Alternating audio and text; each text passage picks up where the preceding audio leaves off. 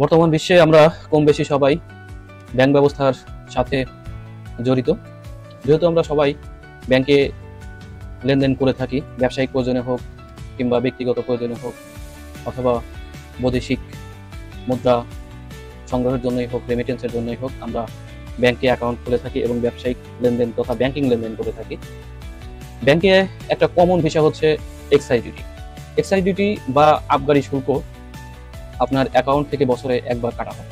সেটা যদি নির্দিষ্ট একটা পরিমাণ টাকার উপরে আপনার অ্যাকাউন্টে লেনদেন হয়ে থাকে তাহলে অবশ্যই আপনার অ্যাকাউন্ট থেকে আবগারি শুল্ক কাটা হয়। তো চলুন দেখি আজ এক্সাইজ ডিউটি নিয়ে আলোচনা করব। এক্সাইজ ডিউটির কত টাকা থেকে কত টাকা স্ল্যাবে আপনার কত টাকা কাটা হবে। বন্ধুরা, আপনারা যদি আমার চ্যানেলে নতুন হয়ে থাকেন তাহলে অবশ্যই আমার চ্যানেলটিকে সাবস্ক্রাইব করবেন, শেয়ার করবেন, কমেন্টস করবেন এবং লাইক করবেন। তো চলুন বন্ধুরা, আজকে শুরু করি এক্সাইজ ডিউটি নিয়ে। আমরা আগে জানবো এক্সাইজ ডিউটি কি। আবগারি শুল্ক বা এক্সাইজ ডিউটি একই কথা।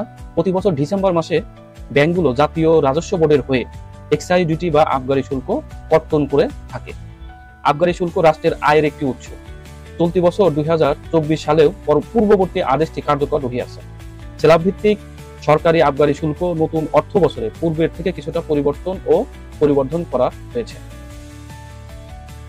এখন এই কথাটার আরেকটা বিশ্লেষণ আমি আপনাদের করে দিচ্ছি। প্রতি বছর ডিসেম্বর মাসে ব্যাংকগুলো জাতীয় রাজস্ব বোর্ডের হয়ে এক্সাইজ ডিউটি বা আবগারি শুল্ক কর্তন করে থাকেন।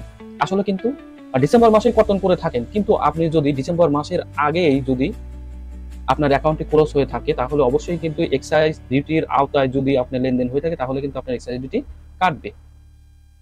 সেক্ষেত্রে নির্দিষ্ট একটা স্ল্যাব আসে, ওই স্ল্যাব অনুযায়ী আপনার এক্সাইজ ডিউটি কাটবে। এখন চলুন আমরা দেখি আবগারি শুল্ক কখন কাটে।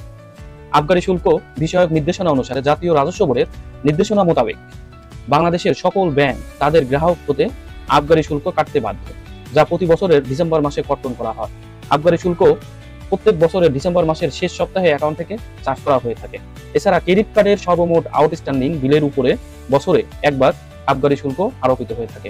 একজন গ্রাহকের একটি অথবা একের অধিক অ্যাকাউন্ট থেকে থাকলে সে সকল অ্যাকাউন্টে যদি বছরে একবারের জন্য হলেও নির্দিষ্ট পরিমাণ টাকার লেনদেন স্পর্শ হয়ে থাকে তবে তাকে আবগারি শুল্ক বা এক্সাইজ ডিউটি প্রদান করতে হবে। এক্ষেত্রে আপনারা যদি একটি ব্যাংকে অথবা আমাদের বাংলাদেশের যে কয়টা ব্যাংক আছে প্রত্যেকটা ব্যাংকে যদি আপনার অ্যাকাউন্ট থেকে থাকে কিংবা একটি ব্যাংকে যদি আপনার একাধিক অ্যাকাউন্ট থেকে থাকে তাহলে অবশ্যই আপনার ওই অ্যাকাউন্টগুলোতে যদি ওই নির্দিষ্ট সীমা অতিক্রম করে তাহলে অবশ্যই আপনাকে এক্সাইজ ডিউটি দিতে হবে। তবে এখানে যে কথাটা বলা আছে ডিসেম্বর মাসের শেষ সপ্তাহে অ্যাকাউন্টে চার্জ করা হয়ে থাকে এটা সত্য। তবে অ্যাকাউন্ট এর আগে যদি ক্লোজ করা হয়ে থাকে তাহলে আপনার ওই অ্যাকাউন্ট ক্লোজের সময় আপনার এক্সাইজ ডিউটি কাটা হবে, সেটা পার্শিয়াল হোক অথবা টোটাল হোক। আরেকটা বিষয় হচ্ছে আবগারি শুল্কর বিষয়টা। আরেকটা বিষয় হচ্ছে এই যে আমাদের এখন দেখেন একটা চার্ট আমি নিয়ে তৈরি করেছি। এটা ছিল 24-25 অর্থ বছর একটা, আর এটা হচ্ছে আপকামিং যেটা অলরেডি শুরু হয়ে গেছে পহেলা জুলাই থেকে। 25-26 অর্থ বছর শুরু হয়ে গেছে। আমরা সবাই জানি যে বাংলাদেশের অর্থ বছর শুরু হয় পহেলা জুলাই থেকে এই স্ল্যাব অনুযায়ী আপনার এক্সাইজ ডিউটি কর্তন করা হবে আপনার অ্যাকাউন্ট থেকে। এখানে গত বছর যেটা ছিল, গত অর্থ বছরে 0 থেকে 1 লাখ টাকা পর্যন্ত আপনার এক্সাইজ ডিউটি মাপ ছিল, মানে নীল ছিল, আপনাকে কোনো এক্সাইজ ডিউটি দিতে হতো না। কিন্তু এই বছর 0 থেকে 3 লাখ টাকা পর্যন্ত আপনাকে কোনো এক্সাইজ ডিউটি দিতে হবে না। এবছরে 3 লাখ 1 টাকা থেকে 5 লাখ টাকা পর্যন্ত আপনাকে 150 টাকা এক্সাইজ ডিউটি দিতে হবে। 5 লাখ 1 টাকা থেকে 10 লাখ টাকা পর্যন্ত আপনাকে 500 টাকা এক্সাইজ ডিউটি দিতে হবে। 10 লাখ 1 টাকা থেকে 50 লাখ পর্যন্ত আপনাকে 3 লাখ টাকা এক্সাইজ ডিউটি দিতে হবে। 50 লক্ষ 1 টাকা থেকে 1 কোটি টাকা পর্যন্ত আপনাকে 5,000 টাকা এক্সাইজ ডিউটি দিতে হবে। 1 কোটি থেকে 2 কোটি পর্যন্ত, 1 কোটি 1 টাকা থেকে 2 কোটি পর্যন্ত আপনার 10,000 টাকা এক্সাইজ ডিউটি দিতে হবে। 2 কোটি 1 টাকা থেকে 5 কোটি পর্যন্ত আপনাকে 20,000 টাকা এক্সাইজ ডিউটি দিতে হবে। 5 কোটি 1 টাকা থেকে এর উপরে লেনদেন হয়ে থাকলে আপনার 50,000 টাকা এক্সাইজ ডিউটি দিতে হবে।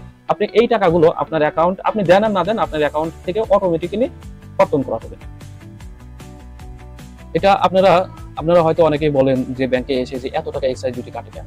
আপনারা এটা আসলে ব্যাংক কাটে না, ব্যাংকের যে একটা রুলস অ্যান্ড রেগুলেশনের মধ্যে থাকে, বাংলাদেশের বিভিন্ন আইনের মধ্যে, অর্থ বিভাগ হোক, এনবিআর হোক, বাংলাদেশ ব্যাংক হোক, সেই ব্যাংকের আওতার মধ্যে, সিস্টেমের মধ্যে থাকলে এইগুলোকে আপনাকে আপনার অ্যাকাউন্ট থেকে অটোমেটিক্যালি কর্তন করা হবে। এখন আসুন আমরা আরেকটা বিষয় ক্লিয়ার হই, সেটা হলো আবগারি শুল্ক কর্তন কিভাবে নির্ধারিত হয়। সারা বছর যে পরিমাণ লেনদেন হয় তার মোট পরিমাণ এর উপর নির্ভর করে কত টাকা আবগারি শুল্ক আসবে। আপনার যদি 4 লক্ষ টাকা থাকে, তা যদি আপনার 3 ব্যাংক হিসাবে লেনদেন হয়, তবে 3টি ব্যাংক হিসাব হতে আবগারি শুল্ক বা এক্সাইজ ডিউটি কর্তন করা হবে। উপরের শিডিউল মোতাবেক আপনার বার্ষিক মোট লেনদেনের পরিমাণ এর উপর নির্ভর করে আপনার আবগারি শুল্ক নির্ধারণ করা হয়। আপনি যদি সঞ্চয়পত্র ক্রয়ের জন্য 11 লক্ষ টাকার একটি লেনদেন ব্যাংক হিসাবে করে থাকেন, তবে আপনার নিকট হতে 3000 টাকা আবগারি শুল্ক কর্তন করা হবে।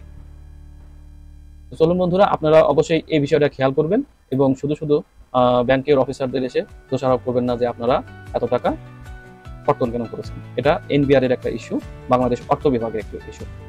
এই বছরের যে অর্থ বিভাগ যে এনবিআর কর্তৃক যে এটা অধ্যাদেশ জারি করেছে, সেটা আপনাদের একটা নোটিশ দেখাই।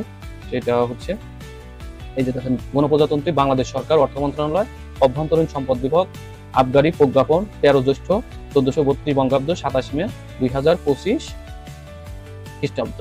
এসআরও নং 159 আইন 2025/287 আবগারি সরকার excise and salt act 1944 act নম্বর 1 অফ 1944 এর সেকশন 12A এর প্রদত্ত ক্ষমতা বলে 27 মে 2024 তারিখে জারিকৃত প্রজ্ঞাপন এসআরও নং 136 আইন 2024-242 আবগারি এর নিম্নরূপ অধিকতর সংশোধন করিল, যথা উপরোক্ত প্রজ্ঞাপনে টেবিলের কলাম 1A উল্লেখিত সার্ভিস কোড নং এত এবং উহার বিপরীতে কলাম এত নং এত এর উল্লেখিত টাকা 1 লাখ, আগে 1 লাখ টাকা ছিল 24-25 অর্থ বছরে, 2025-26 অর্থ বছরে এই যে 3 লাখ টাকা পর্যন্ত আপনি কি পাবেন, মওকুফ পাবেন।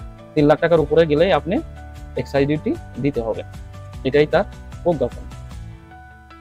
রাষ্ট্রপতি আদেশক্রমে মোহাম্মদ আব্দুর রহমান খান FCM এর সচিব, তিনি বর্তমানে এনবিআর এর চেয়ারম্যান। ধন্যবাদ, আজ এই পর্যন্তই।